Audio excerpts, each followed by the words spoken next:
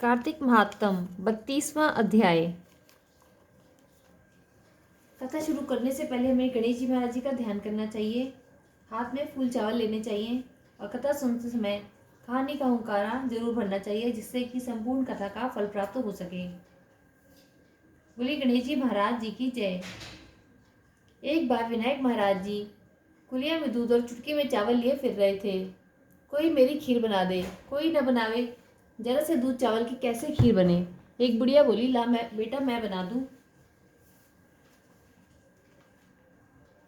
विनायक को बुढ़िया ने घर में बिठाया और बोली कि लोटा लेके चल दी। विनायक जी ने कहा कि बुढ़िया कहाँ चली। बोली, बेटा दूध चावल खांड लेने जाऊं हूँ। बोले, अपने घर में दे। घर में देखा तो दूध के टोकने भरे हैं, चावल की परात भरी है, पतीला भर के खीर बना ली।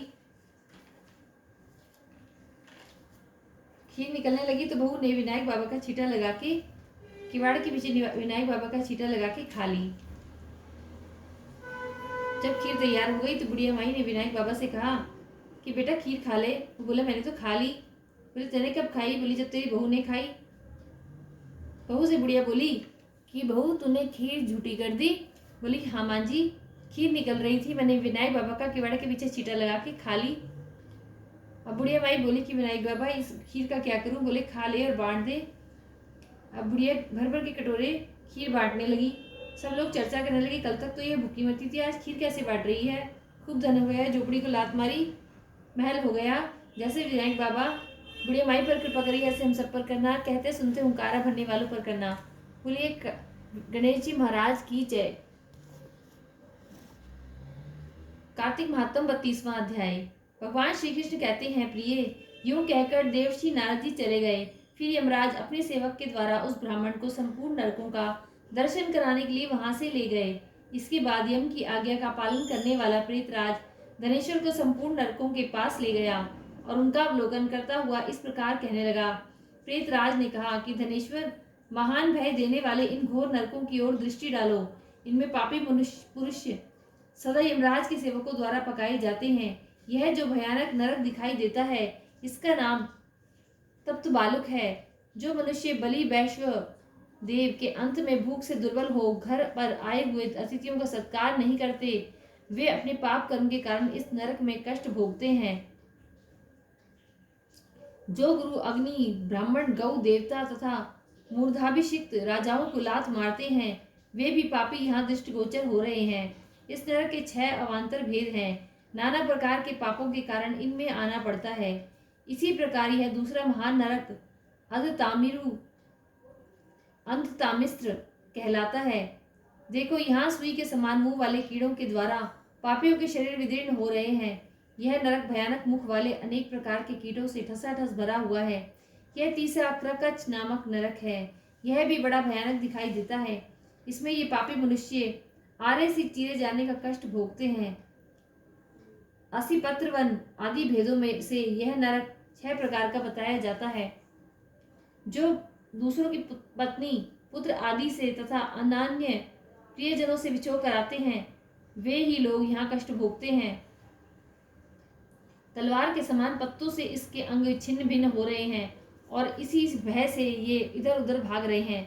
देखो, ये पापी कितने कष्ट भोगते हैं और किस प्रकार इधर उधर क्रंदन करते फिर रहे हैं।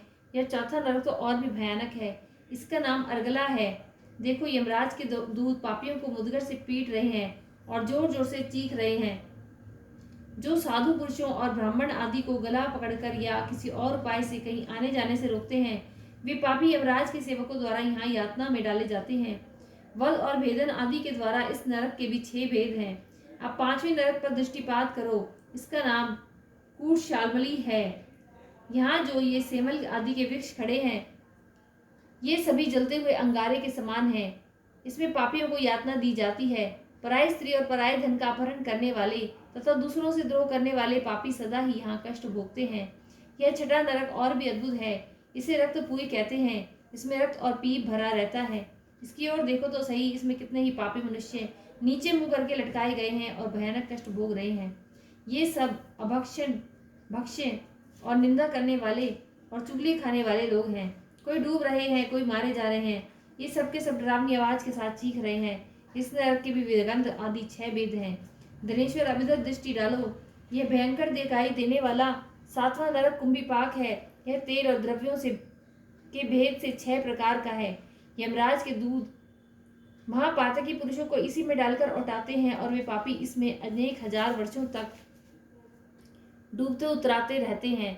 देखो वे भयानक नरक सब मिलकर 42 हैं। बिना इच्छा के किया हुआ पातक शुष्क कहलाता है और इच्छा पूर्वक किए हुए पातक को आर्द्र कहा जाता है। आर्द्र और शुष्क आदि भेदों से प्रत्येक नरक 2 प्रकार का है। इस प्रकार ये नरक पृथक पृथक 84 की संख्या में स्थित हैं। प्रकीर्णन, अपांकेते, मलिनीकरण, अतिभ्रंशकर, जाति भ्रंशकर, उपपातक, अतिपातक और महापातक, ये 7 प्रकार के पातक माने गए हैं। इनके कारण पापी मनुष्य उपयुक्त 7 नरकों में क्रमशः यातना भोगते हैं। तुम्हें कार्तिक व्रत करने वाले पुरुषों को संसर्ग प्राप्त हो चुका है, इसलिए अधिक पुण्य राशि का संचय हो जाने से नरकों के कष्ट से छुटकारा मिल गया है। भगवान श्री कृष्ण कहते हैं कि सत्यभामा इस प्रकार प्रेतराज धनेश्वर को नरकों का दर्शन कराकर उसे यक्ष लोक में ले गया तथा वहां जाकर वह यक्ष हुआ। 32वां अध्याय संपूर्ण। बोली कार्तिक के ठाकुर की जय, तुलसी मैया की जय। वीडियो अच्छी लगे तो चैनल को लाइक और सब्सक्राइब जरूर करें और कमेंट में राधे राधे लिखें।